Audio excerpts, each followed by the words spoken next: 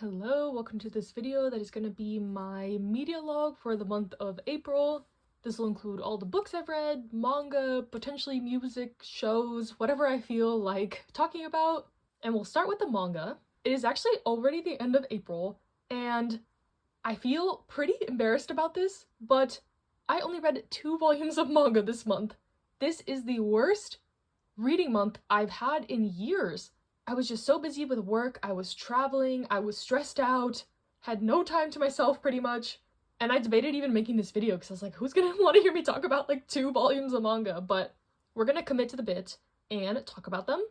Actually, in March, the end of March, I read My Ultramarine Sky. This is a one-shot by Nagisa Furuya, who is the author of My Summer Review and The Two Lions, so I'm interested in picking up any of their other works. They're really good with these kind of short, wholesome BL stories. The story is about these 2 friends who have been together all of middle school, high school, but this year they're in separate classes, and one of the friends has like these unrequited feelings, and he's feeling like the distance, the separation since they're in different classes now, and it's sort of navigating that. This was a cute one. It's just a one-shot. Nothing amazing, but it was a fun read, and especially if you like Nagisa Furuya's other works, I think you will like this one. And then I read volume 7 of Crossed by Love Otaku X Punk. I really like this series. It's kind of a whole lot of nothing plot-wise, but there's shenanigans, it's fun, I like the characters. It's so entertaining to me seeing like the dilemmas they go through. The basic plot is that there's these 2 boys. One works at kind of like a maid cafe, and he cross-dresses there, and then the other boy kind of falls in love with this boy in his cross-dressing getup, but to approach him, he also starts cross-dressing to like go to this cafe and it not be weird. So yeah, they like each other, but in reality, like in their, true identities at school, they don't like each other. So there's a lot of different, friend characters, and there's characters at the workplace. The delinquent character is kind of involved with some shady people, so yeah, all around, it's just a good time, and I like it a lot, and I'm always happy when these volumes come out. And lastly, I read volume 2 of 365 Days to the Wedding. This is kind of a fake dating trope workplace one that I initially picked up because it's by the same author as The World God Only Knows, which I love. And in this volume, we're kind of spiraling deeper into their lie that they're engaged, even getting like their families involved, but we're also learning some more background on the characters and how they kind of ended up at this point. So I'm still continuing to enjoy it. I like the characters. I am a sucker for like fake dating tropes in general, so this is, like all the stuff I could have asked for, and it's progressing nicely in my opinion. So yeah, that is all of the manga I read in April. Technically only 2 volumes. I can't believe that. I usually read, like 50 to 80 volumes, but this month just, was crazy for me in my personal life. So yes, but I did read some books. So we'll move on to that segment. Okay, moving on to the books. I have read 2 books so far in April. The first being As Good as Dead by Holly Jackson. I actually just finished this minutes ago, so my thoughts are very fresh. But I had been saving this book kind of for a rainy day. If you don't know anything about it, it's the 3rd book in the series, A Good Girl's Guide to Murder, and also the final book. And I love this world and this series so much, so I was kind of, savoring this last volume. And in the end, this book did not disappoint. I think it was a solid installment to the series, probably the weakest one of the 3 in my opinion, but still good. I still gave it about a 3.5 stars.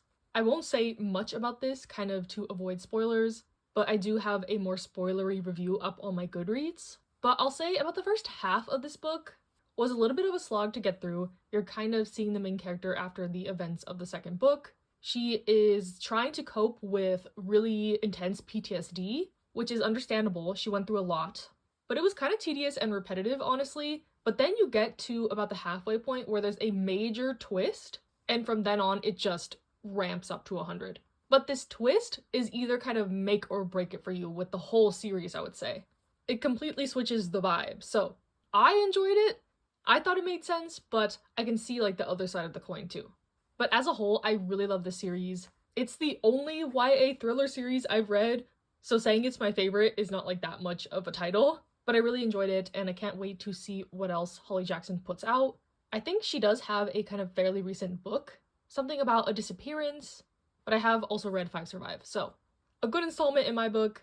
Not as strong as the other ones, and kind of has a different vibe from the other 2, but things definitely came full circle, and it was satisfying, and like the last line of the book gave me chills, so yes. If you want to talk more spoilery with me, you can DM me or look on my Goodreads. But a book that I will talk spoilers about is I did finish A Court of Wings and Ruin. Since I did say my full spoilery thoughts on the first 2 books in my last media log, I felt like I needed to continue the trend. But broadly, I also thought this was the weakest of the trio of the acowar series. This is the longest book, and it definitely dragged on for me. This one has a lot of repetitive war talks, training, strategizing, gaining allies to their cause, stuff like that. But getting into my spoilery thoughts, I will put the timestamps.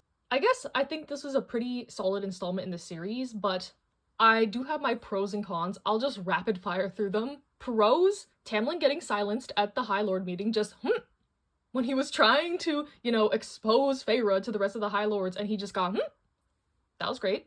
Lucian's real dad reveal, that was, like, the only thing I was surprised by in this whole book. It did get a bit, predictable for me at times, but Lucian's, okay, well, not his real dad, his suspected real dad.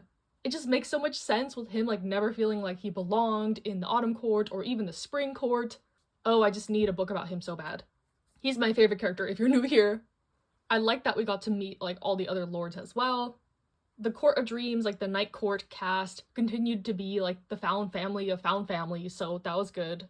I liked Feyre playing kind of double agent in the Spring Court, turning all of Tamlin's people against him, even though that kind of bit her in the butt later on, but in the moment, it was a slay. Feyre saving Lucian from Ianthe, like, get your hands off him, never touch another person without their consent again. And then Lucian coming with her, like, even if it was just to, see Elaine again, I think their kind of repaired friendship was a really good aspect. Feyre trapping Ianthe in the Weaver's cottage, oh, that was also a slay. No sympathy for that girl. And then Elaine stabbing the king, like, the most unlikely person, killing the king, but I don't know.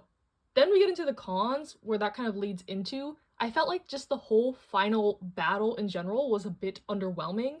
It felt like the stakes were not there, and that was kind of proven by the fact that, like, nobody really died, everyone just, like, came back to health or came back to life. All their friends and allies they've gained along the way came to help. The cauldron was, destroyed, the king killed, and then they were able to put it back together, and, Rhys was revived, and all that stuff. That was just cheesy to me. And speaking of Rhys, I think him and Feyre in this book were kind of like an old married couple status by that point, so it just lacked tension in their relationship. So I felt like their dynamic getting a little bit boring, which is sad to say because I really enjoyed the second book. But yeah, several aspects fell flat for me, I guess. And I'm still kind of confused with Tamlin's whole involvement on, like, both sides. He was playing with, Hybern and then Prythian, and he was, like, letting Hybern stay in his court, and he was pretending to be their ally, but then he was, like, going to the meetings, and no one could trust him. It was just all a little bit confusing to me. But he ended up being on the good side in the end, I guess. And someone in my book club had, like, a theory about Tamlin. They were saying how they think Tamlin doesn't really love Feyre. He just liked the idea of her and sees her as kind of like a prize or symbol of his manhood, and his extreme reactions are to protect more of his, pride, ego, image, than really being in love with her, like the machismo of it all, which I thought was pretty interesting. And we were all kind of also confused about Amren's betrayal. Like, she tricked Feyre into facing the cauldron alone. Was that because she had, like, this trust that Feyre could do it and unleash her power, but then she didn't know if she would still remember everyone when she was back in her original form? But I guess she did because she ended up coming back as a fairy, so I don't know. That whole thing was a little bit messy, in my opinion. And then also another messy aspect was the attempt at diversity, I guess. When reading the first 2 books, I kind of had a thought in my head, like, is there any gay people in this world? Like, is that a thing? And apparently there is, because all of a sudden there's, like, 3 characters. But the worst offender was probably Mor. I really like her as a character, but her whole kind of explanation as to sleeping with men to kind of remind Asriel that she's not interested in him, like, that whole thing was super yuck to me and just sad. But I get it, she had the pressures from her family, society, which is all well and valid. But yeah, it just made me sad, and her whole kind of telling all this to Feyre in tears, and I don't know, I wish she just would have told Asriel sooner, so he wasn't pining for 500 years. Honestly, I think he might be good with Elaine. I don't know if they're, like, setting that up to happen. I love Lucian, don't get me wrong, but I don't know, I don't really feel the spark between him and Elaine, given the fact that she was still hung up on her human fiance pretty much the whole book. But I don't mind Elaine as much as I do Nesta. Nesta is so annoying, and I know like the 5th book is all about Nesta, so that's a thing. But I guess TLDR, I think this was a solid installment to the series, but it dragged on in parts, and I felt like things just kind of fell into place too conveniently. I enjoyed revisiting these characters and this world, but I did find this to be the weakest of the 3 books. So yeah, my other coworkers have, like continued on in the series, and I finished this one before I read As Good as Dead, and I told them I'm planning to like kind of take a break from the world. I felt like I got really burnt out on it. I read like this last book in like 2 days because I wanted to like catch up with my book club members because we were having like the meeting in a couple days, which was really fun. I wish I could have just recorded our conversations because that's been the best part about me reading these books. I mentioned last time I talked about them, this is part of like a work book club, and it's brought me closer to them, and the whole community aspect has been really fun. So I don't know, I may read like the next couple books, but I know they might read like even Sarah J Maas's other series, and that is another big commitment that I'm not sure I'm willing to make. And I've also kind of been skimming the comments of my last video, and I saw a couple in there that said the author is pretty problematic, which I didn't know beforehand. So yeah, we'll see. I have been reading all these books from the library, which would be the way I continue if I did at all. But I was pretty satisfying with my reading of this kind of trilogy. It got me out of my reading slump. It was my first real delve into fantasy at all, and I ended up liking it more than I thought I would. So potentially more, fantasy reading from me to come.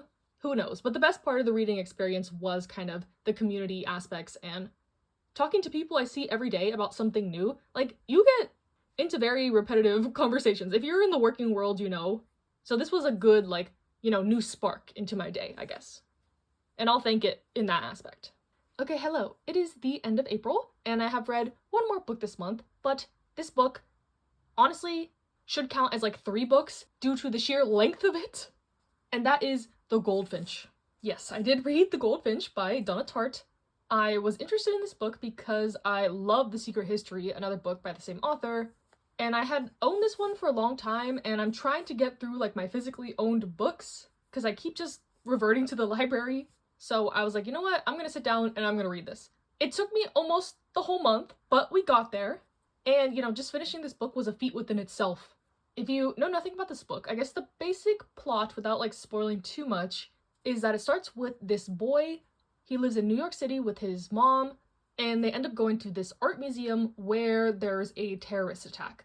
The museum blows up, and the kid is one of the only survivors. And in all the chaos and confusion, he is really drawn to this painting that his mother, wanted him to see. That's why they went to the museum, and he ends up stealing the painting. And this painting kind of haunts him his entire life. So the story is like an epic tale of this guy's, tragic childhood to his tragic adulthood with this kind of painting dictating so much of his life. And overall, I thought this book was good. It was an interesting look into grief, PTSD, coping, that kind of thing, but it was super long, and I felt it did drag on at parts, and it lacked direction after a certain point in the story. I found myself getting a little bit fatigued with it. As I said, the main character, you kind of follow him from being like a child in this, tragic accident and kind of how he gets bounced around to different places, and some kind of arcs are better than others. Like, there's literally, I don't even know how many pages this is, maybe 200 of him in Las Vegas with his dad, and he has his friend, and all they do is get drunk and high and just like waft around in the desert. Like, it's a lot of that kind of thing. And if you're familiar with Donna Tartt's writing, it's very descriptive, flowery, a lot of passages, paragraphs about kind of mundane things. And honestly, I don't mind a kind of book like that, like a slice of life kind of character study, introspective type thing. So I was honestly fine with kind of these sections that you couldn't really tell where like the story was going. Like, is this just a story about this kid's life? Like, what is it working towards? And then you kind of get to this point where there's a time skip and it turns into this almost cartoonish underworld art, shady dealing, trading type situation. And that kind of jarred me because that's not how like the setup of the story was before then. So that's what I mean when I feel like this story kind of lacks direction, lacked a plan. Like, it was just getting so long. Maybe the author was just like too deep in it and had to, figure out something to pick it back up. I'm not sure. But yeah, also, like, the characters weren't entirely likable. The protagonist is definitely morally gray. Like, you feel for him because, like, of all the stuff he's gone through, but he is doing shady stuff. He has shady friends, but a lot of the people around him aren't the best either. And it's not just, like, this painting haunting him. It's, the trauma from these events, from losing his mom, who he loved dearly. And yeah, it's definitely a heavy read, not like a fun, light, hee-hee book for sure. I get why it won, like, a prestigious prize like the Pulitzer Prize. I didn't feel like this was too, over my head, but there are parts where he's kind of lamenting about life and the meaning of life, a person's attachment to objects, and how love and grief can consume you, stuff like that. So overall, I thought it had interesting ideas, kind of some good themes that it was exploring, but ended up being a bit too long, a little bit convoluted, and lacked some direction. I would give this maybe like a 7.5 out of 10. I'm glad I read it, but this is not like a new favorite, and I am not telling y'all to all go out and read it immediately. Read The Secret History, maybe pass on The Goldfinch, but yeah, I believe this author has one other book called like The Little Friend or something like that, and I think it's like a murder mystery type one, so I might try that out as well. She is a really brilliant author. Like, even me, as someone who's not, a scholar per se, can recognize like the talent in this and the effort and like the care. But at points it felt like she was kind of just showing off at this point. Like, we get it. You can write like an 800-page book, but did it really have to be that long?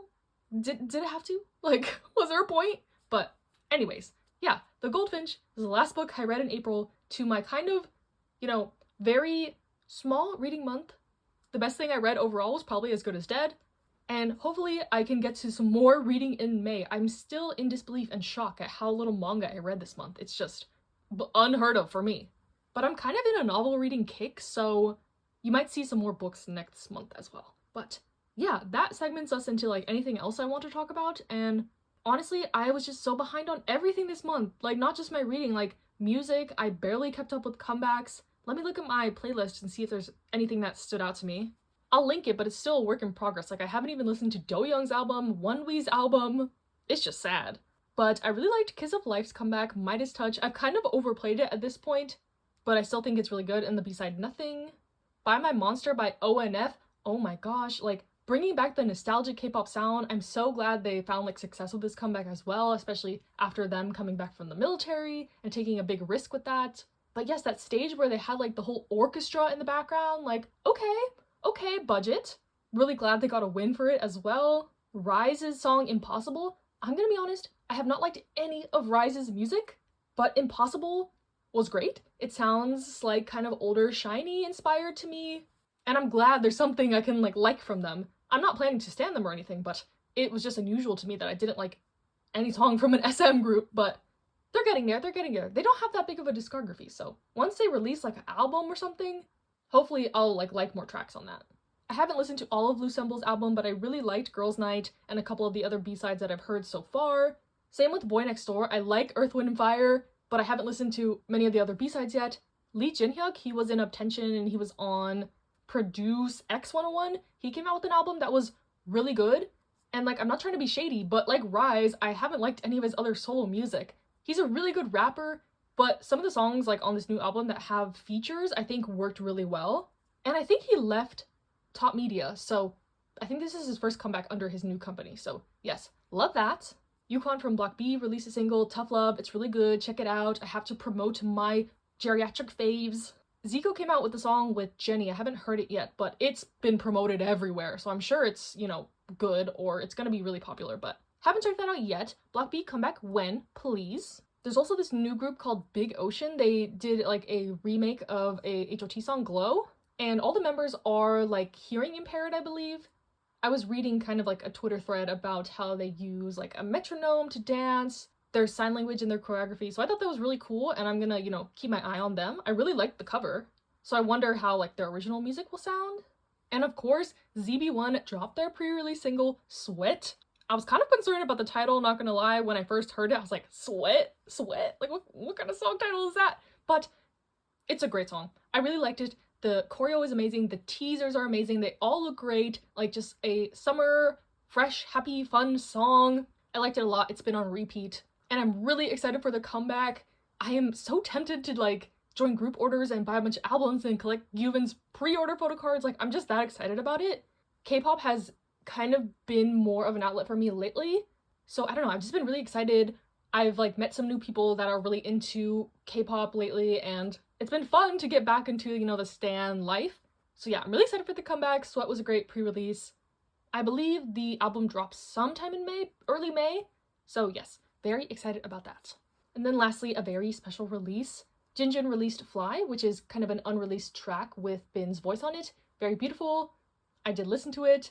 Not only has April been like a hard month for me with work and just my chaotic schedule, but with kind of, you know, anniversaries coming up, it's, you know, a very emotional time, and this was kind of what I needed right now. I still haven't listened to Circles, the OT4 song they released last month, and What Kind of Future, the song Woozy released in January. So yeah, I don't know why certain things like make me, you know, I'm too emotional to even like touch that, and some things bring me more comfort, you know. The process is different for everyone, but just wanted to shout that out, let y'all know that it's out there. Very beautiful song. And yeah, so I guess I did like listen to some like new music that came out in April, but not as much as I usually do. It's just, you know, yeah, April, something, I don't believe in like horoscopes and stuff, but something, my chart was misaligned. I don't know, the planets were in the weird retrograde, whatever. Was the eclipse in April? I don't even know, but hopefully I'll have some more stuff to show you in May, hopefully more videos, something. I know I've been kind of MIA. You can keep up with me the most on my Instagram. I do a lot of Q&As there and like posts when I'm reading. I was updating kind of when I was reading The Goldfinch. Like, that's a better way to reach me and see what I'm doing. But I don't want to abandon y'all on YouTube. I filmed kind of like a K-pop related video. Maybe I'll have that up soon. And hopefully I can give y'all more than just some reading logs and hauls. But yeah, hope you enjoyed this video regardless, even though I didn't read that much in April. Stay safe, stay happy, stay healthy, and I'll see you in the next one.